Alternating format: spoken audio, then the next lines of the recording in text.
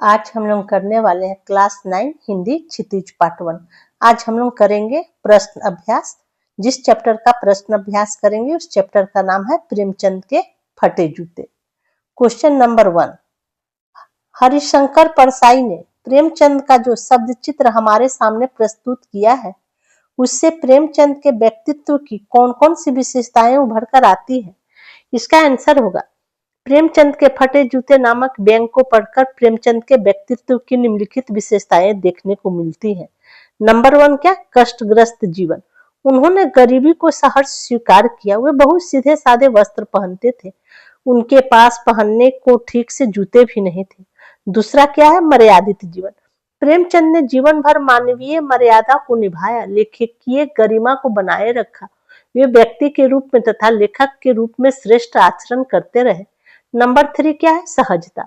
लेखक के शब्दों में इस आदमी की अलग अलग पोशाकें नहीं होंगी, इसमें पोशाक बदलने का गुण नहीं है। नंबर 4 पॉइंट क्या है, संघर्षशील लेखक। प्रेमचंद आजीवन संघर्ष करते रहे। उन्होंने मार्ग में आने वाली चट्टानों को ठोकरें मारी, अगल बगल के रास्ते नहीं खोजे, समझौते नहीं किए। क्वेश्चन नंबर 2, सही कथन के सामने सही का निशान लगाइए। क क्या है, बाएं पांव का जूता ठीक है मगर दाहिने जूते में बड़ा छेद हो गया है जिसमें से उंगली बाहर निकल आई है। तो ये क्या है, ये भी सही बात है। ख क्या है, लोग तो इत्र चुपड़ कर फोटो खिंचाते हैं जिससे फोटो से खुशबू आ जाए। ये भी बात सही है। ग क्या है, तुम्हारी यह व्यंग मुस्कान मेरे हौसले बढ़ाती है। ये गलत है, मतलब पस्त करती है। घ क्या है, जिसे तुम घृणित समझते हो उसकी तरह अंगूठे से इशारा करते हो। ये भी गलत है। क्वेश्चन नंबर 3 क्या है, नीचे दी गई पंक्तियों में निहित व्यंग को स्पष्ट कीजिए। क क्या है, जूता हमेशा टोपी से कीमती रहा है, अब तो जूते की कीमत और बढ़ गई है और एक जूते पर 2500 टोपियां न्यौछावर होती है।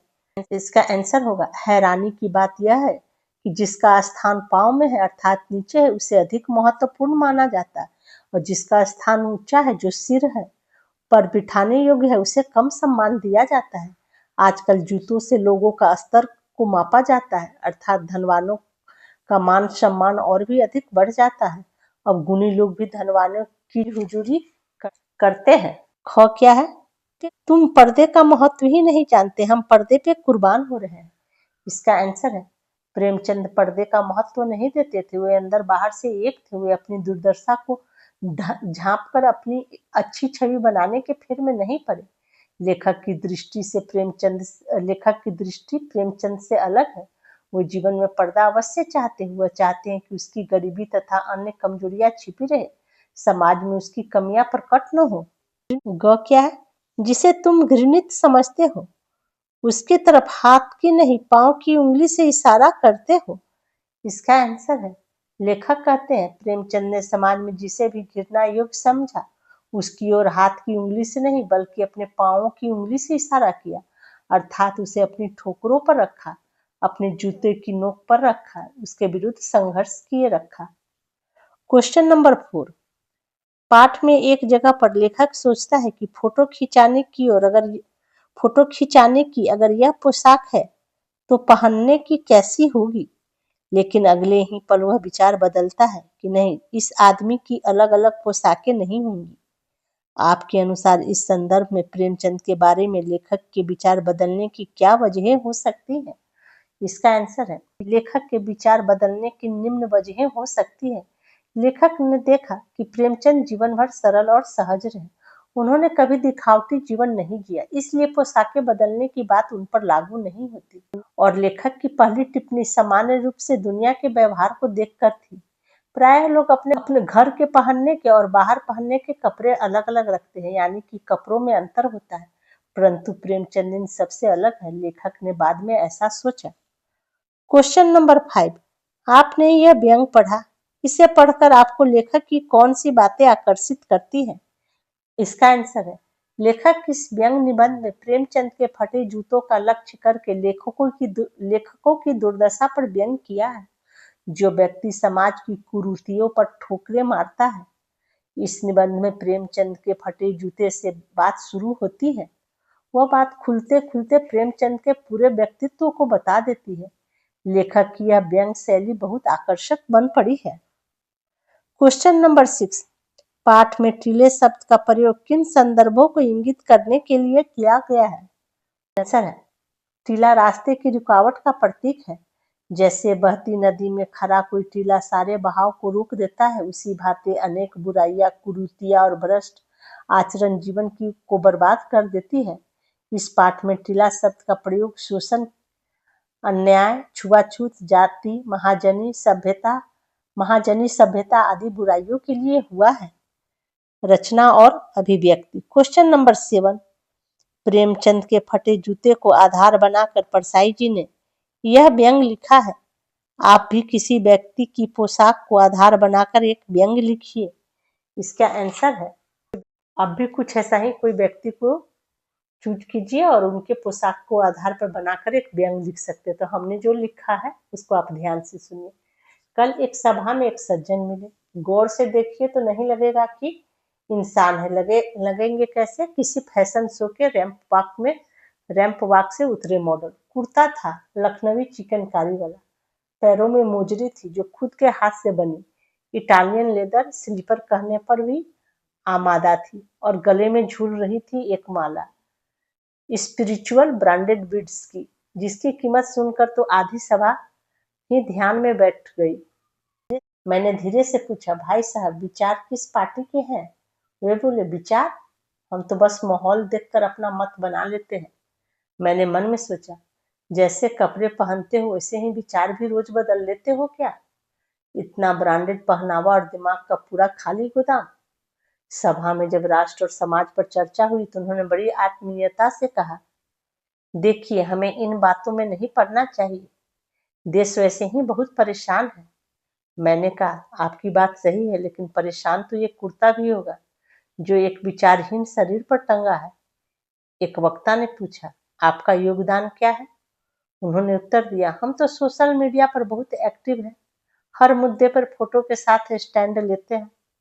मतलब विचार नहीं, लेकिन फोटो शूट जरूर होता है। अब समझ आया, कपड़े इसलिए अच्छे पहनते हैं ताकि लोग उनके विचारों की गहराई न नापे, और भाषणों से ज्यादा उन्हें कैमरों से प्यार है। मतलब इसका निष्कर्ष यही निकलता है, आजकल आदमी के विचार नहीं, उसके ब्रांडेड कपड़े उसकी पहचान बनते जा रही है। विचार मर चुके हैं, बस पोशाकों में सजकर सोशल स्टेटस का अभिनय हो रहा है। क्वेश्चन नंबर 8, आपकी दृष्टि में वेशभूषा के प्रति लोगों की सोच में आज क्या परिवर्तन आया है? आंसर होगा, आज के समय में वेशभूषा केवल शरीर ढकने या परंपरा निभाने के माध्यम नहीं रही, बल्कि यह पहचान, फैशन, सामाजिक स्थिति और व्यक्तित्व प्रदर्शन का प्रतीक बन चुकी है। बीते वर्षों में वेशभूषा को लेकर लोगों की सोच में कई महत्वपूर्ण परिवर्तन आए हैं। जैसे क्या? नंबर 1 क्या है? परंपरा से आधुनिकता की ओर झुकाव। आज की पीढ़ी jeans, T shirt, jacket, gown, formal suit जैसे वेस्टर्न आउटफिट को अधिक सहज मानती है। परंपरागत पहनावे अब खास मौके तक सीमित हो गया। नंबर 2 पॉइंट क्या है का? व्यक्तित्व और सोच का आईना। अब लोग कपड़ों को अपनी सोच, रुचि और आत्मविश्वास का माध्यम मानते हैं। तीसरा पॉइंट क्या है? जेंडर और उम्र की सीमाएं। धुंधली वेशभूषा अब जेंडर पर आधारित बाध्यता नहीं रही। लड़कियां जींस पहने या लड़के गुलाबी टी शर्ट या अस्वाभाविक नहीं माना जाता। नंबर 4 पॉइंट क्या है? दिखावे और ब्रांड संस्कृति का बढ़ता प्रभाव। लोग कपड़े पहनते नहीं, पहनावे से अपनी कीमत तय करवाते हैं। और नंबर 5 पॉइंट क्या है? सांस्कृतिक मिलावट। भारतीयता और पश्चिमी फैशन का मेल अब आम हो गया है, जैसे कुर्ता के साथ जीन्स, साड़ी के साथ बेल्ट या जैकेट के साथ धोती। भाषा अध्ययन। क्वेश्चन नंबर 9, पाठ में आए मुहावरे छाटिए और उनका वाक्यों में प्रयोग कीजिए।